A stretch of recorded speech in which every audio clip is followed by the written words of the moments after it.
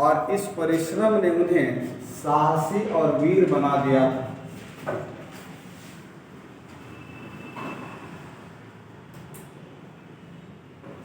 Paragraph change कर दीजिए। मराठों को विभिन्न राजवंशों में काम करने के कारण प्रशासनिक, राजनीतिक एवं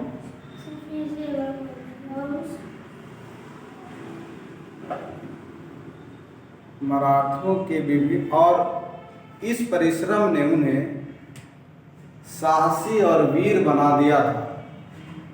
छूट गया था, साहसी और वीर बना दिया था। पैराग्राफ चेंज कर दीजिए यहाँ से। मराठों को विभिन्न राजवंशों में काम करने के कारण मराठों को विभिन्न राजवंशों में काम करने के कारण प्रशासनिक, राजनीतिक एवं सैनिक गुणों का विकास हो गया था, जिसने मराठों के उद्भव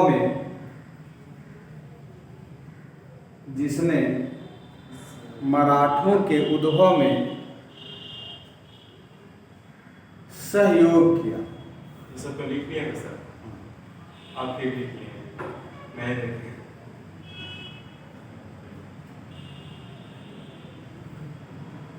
अब देखिए, इसको हम लोग देखते हैं कि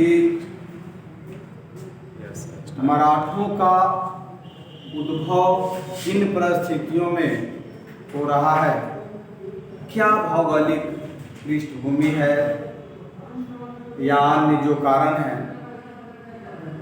तो सबसे पहले मैं बताना चाहता हूं कि ये घटना 17वीं 18वीं शताब्दी का है ना, जब सल्तनत काल में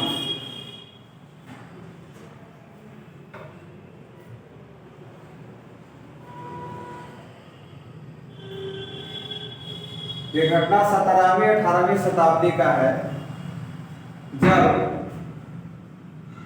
मराठों का उदय हुआ है ना, और जो 19वीं तक चला गया, 1818 तक चला गया इसका विकास। हम लोग देखते जब है कि ये घटना वस्तुतः महाराष्ट्र का है ना, महाराष्ट्र का।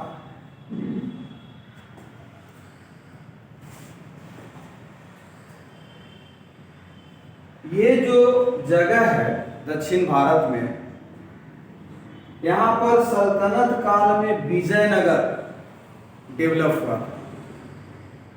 विजयनगर और बहमनी पैरेलल था उस समय। विजयनगर किस साल को क्या विजयनगर किस साल को कहा जाता है? विजयनगर को हम्पी नाम से जाना जाता था उस समय। ठीक है, अभी कौन सा शहर है?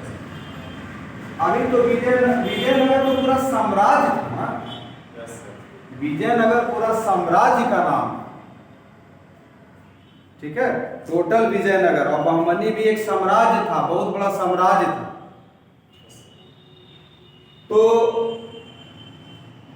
सल्तनत काल में जिस तरह विजयनगर डेवलप किया,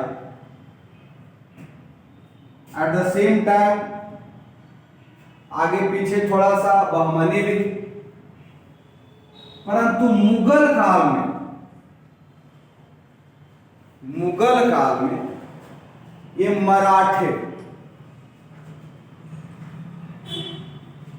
मराठों का विकास हुआ, और मुगल काल से लेकर आधुनिक काल तक इनका उत्तरोत्तर विकास होता रहा और एक बड़ी शक्ति के रूप में डेवलप हो गया। लेकिन अब प्रश्न ये उठता है कि आखिर क्या वजह था। कुछ तो ठोस कारण जरूर रहा होगा। किसी भी साम्राज्य को इतना बड़ा बनने में कुछ ठोस कारण रहा होगा, है ना। तो ऐसा माना जाता है कि दो व्यक्तियों का बहुत ज्यादा योगदान है,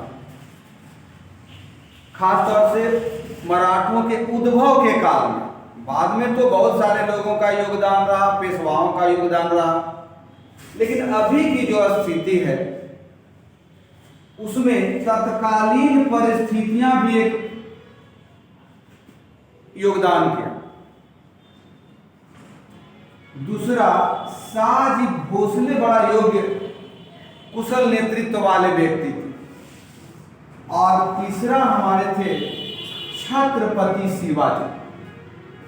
इन लोगों की योग्यता ने मराठों के उद्भव को फलीभूत किया, एक बहुत बड़ा साम्राज्य बनाया आगे चलकर, जिसकी नींव शाहजी और भोसले ने मिलकर किया। हम लोग जानते हैं कि प्रारंभ में ये मराठे महाराष्ट्र में बसे हुए थे और देवगिरी के अधीन काम करते थे और वहीं से इनका उत्कर्ष भी प्रारंभ हुआ।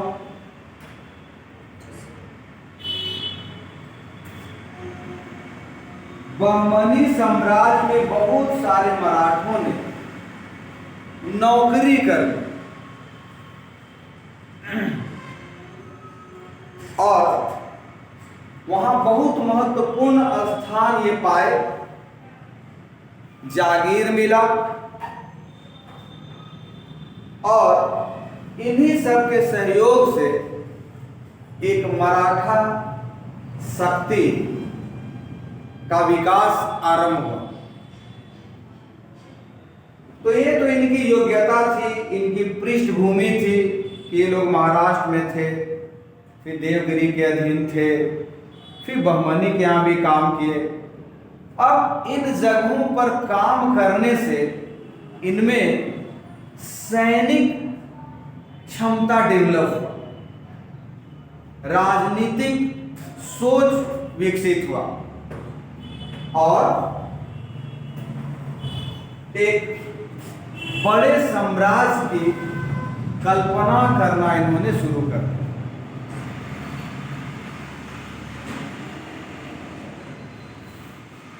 इसके विकास में सबसे पहला जो कारण हम देखेंगे वो है इनका भौगोलिक कारण। किसी भी राज्य का, किसी भी बड़े साम्राज्य के विकास में कई कारकों का योगदान होता है और उसमें भौगोलिक कारक की भी बड़ी महत्वपूर्ण भूमिका होती है। तो अगर गहराई से आप देखेंगे तो महाराष्ट्र पर्वतीय और पठारी क्षेत्र है। आपके मैप में देखिए, यहां ये महाराष्ट्र है ना, पर्वतीय और पठारी क्षेत्र है। यहां सतपुड़ा जैसे पर्वत, सह्याद्री जैसे पर्वत और विंध्य जैसे पर्वत श्रेणियां विराजमान हैं। दूसरे, नर्मदा और ताप्ती नदी से ये घिरा हुआ क्षेत्र है।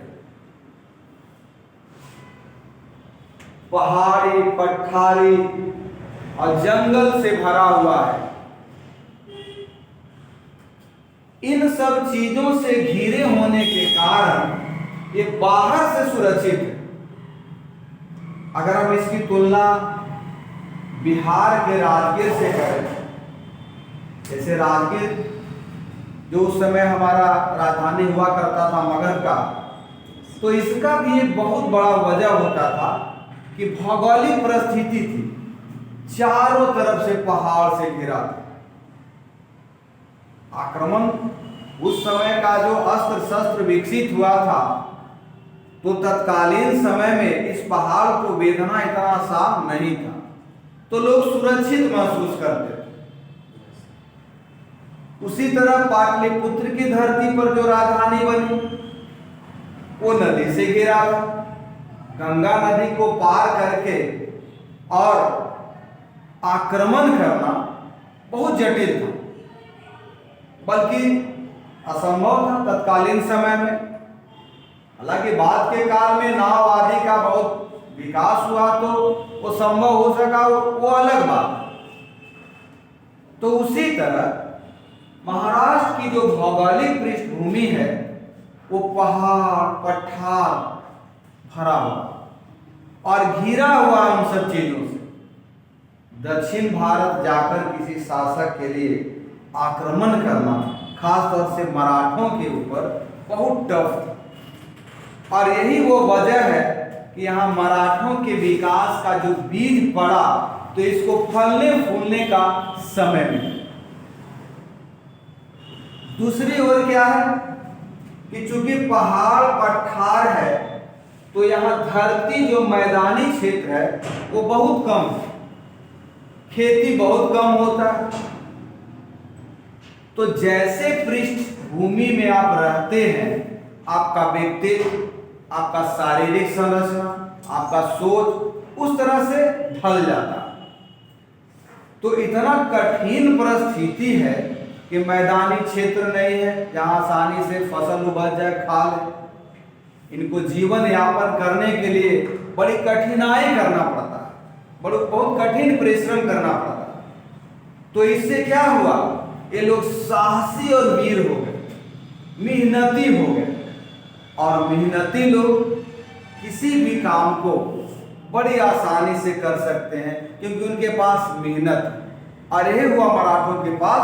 मराठों की अपनी भौगोलिक स्थिति थी कि जीवन एक का कठिन प्रयास से गुजरता था और इस प्रयास ने उन्हें साहसी और वीर बना दिया। यही वो परिस्थिति है जब मराठों के उद्भव का नींव पड़ रहा और जिसमें भौगोलिक कारण बहुत महत्वपूर्ण कारक है ना। अब आइए देखते हैं आगे कौन से कारक सहयोग किया। तो अभी क्या हुआ, सबसे पहला हुआ कि कुशल व्यक्तित्व है ना, शाहजी भोसले और शिवाजी जैसे योग्य लोग मिल गए। पहला तो कारण ये हो गया। दूसरा है कि इनकी भौगोलिक स्थिति जो है बिल्कुल अनुकूल थी। जीवन के लिए तो प्रतिकूल थी, लेकिन साम्राज्य स्थापना के लिए जो देन था, उनका जो व्यक्तित्व विकास हुआ तो उस भौगोलिक परिस्थिति में वो अनुकूल बना दिया साम्राज्य के स्थापना। अब पैराग्राफ चेंज कीजिए और आगे लिखिए।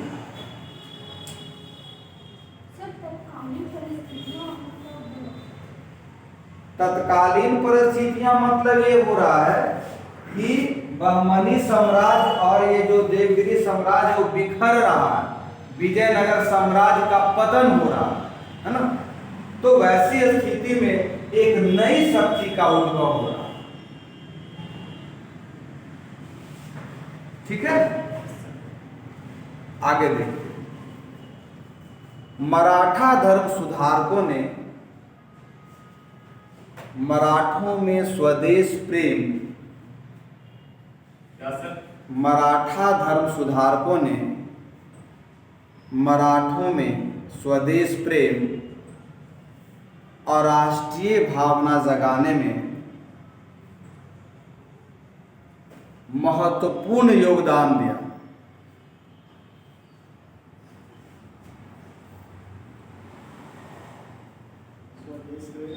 मराठा धर्म सुधारकों ने मराठों में स्वदेश प्रेम और राष्ट्रीय भावना जगाने में महत्वपूर्ण योगदान दिया। धर्म सुधारक आंदोलन के संत धर्म सुधारक आंदोलन के संग ज्ञानेश्वर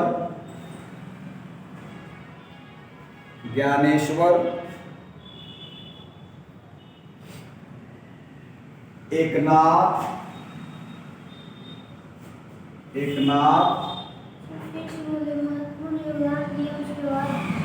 धर्म सुधारकों में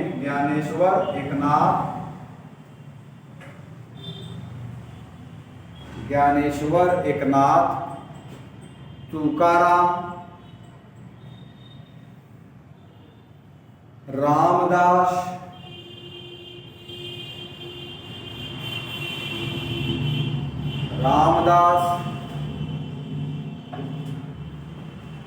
और वामन पंडित ने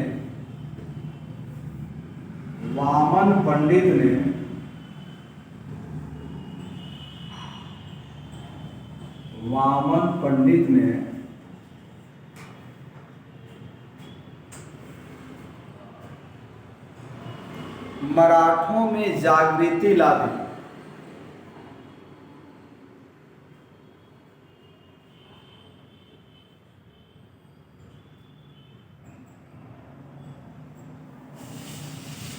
इसने भी मराठा राज्य की स्थापना को बल दिया। इसने भी मराठा स्थापना को बल दिया। मराठा राज्य स्थापना, हाँ, मराठा राज्य की स्थापना को बल दिया।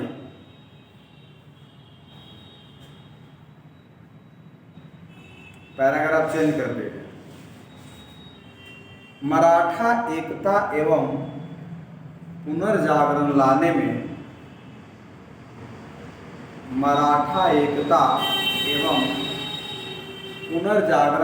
में भाषा एवं साहित्य की भी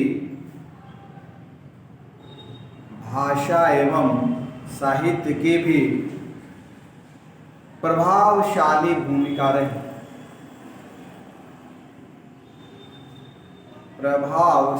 भूमिका रही।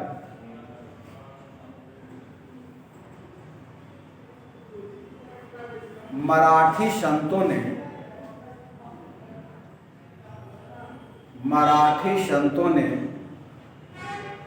बोलचाल की भाषा के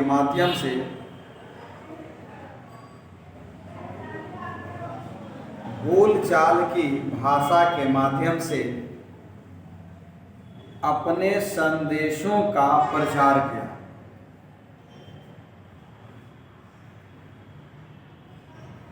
इसका परिणाम यह हुआ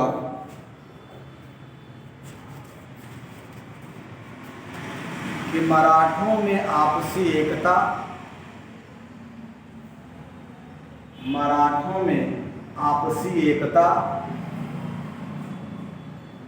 समानता और राष्ट्रीयता की भावना विकसित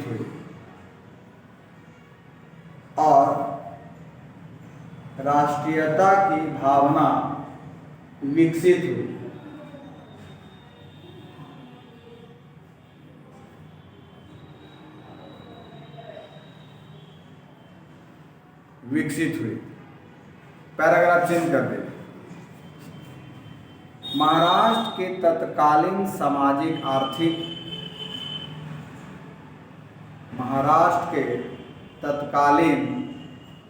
सामाजिक आर्थिक एवं धार्मिक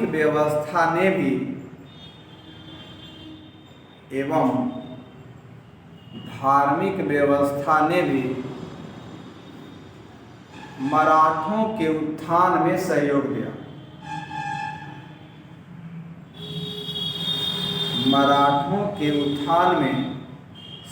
दिया।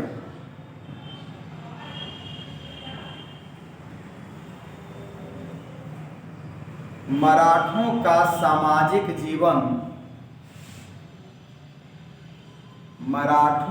सामाजिक जीवन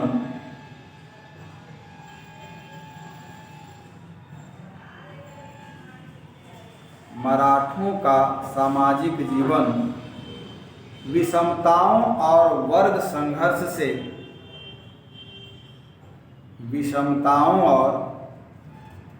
संघर्ष से कम प्रभावित था।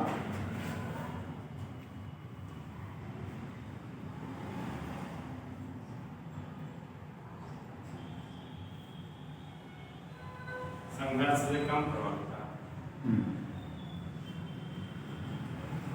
छुआछूत जाति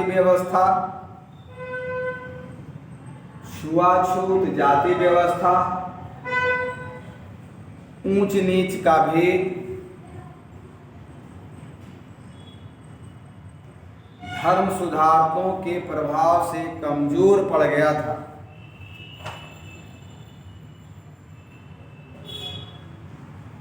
धर्म सुधारकों के प्रभाव से कमजोर पड़ गया था।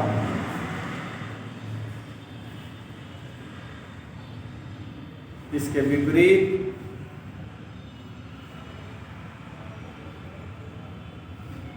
मराठों में एक जाति, एक राष्ट्र की भावना, मराठों में एक जाति, एक राष्ट्र की भावना घर करने लगी थी।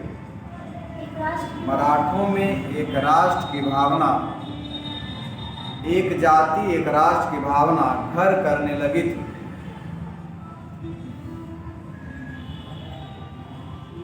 मराठों की आर्थिक स्थिति भी ऐसी थी,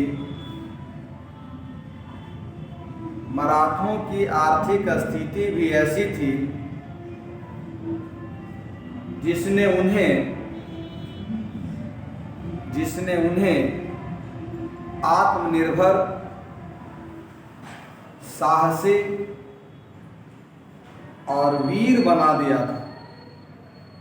जिसने उन्हें आत्मनिर्भर, साहसी और वीर बना दिया था।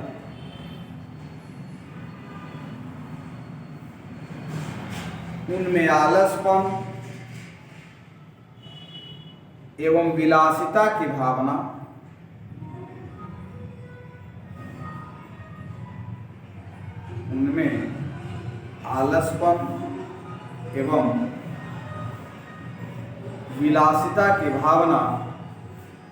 घर नहीं कर सके।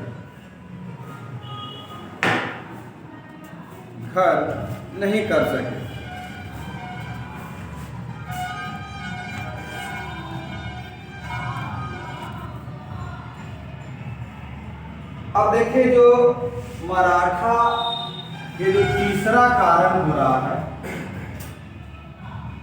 पहला कारण तो ये लोग थे ही, और भी आगे योग्य लोग आए। दूसरा कारण ये हो गया था। तीसरा ये है कि ये धर्म सुधारक लोग जो आए,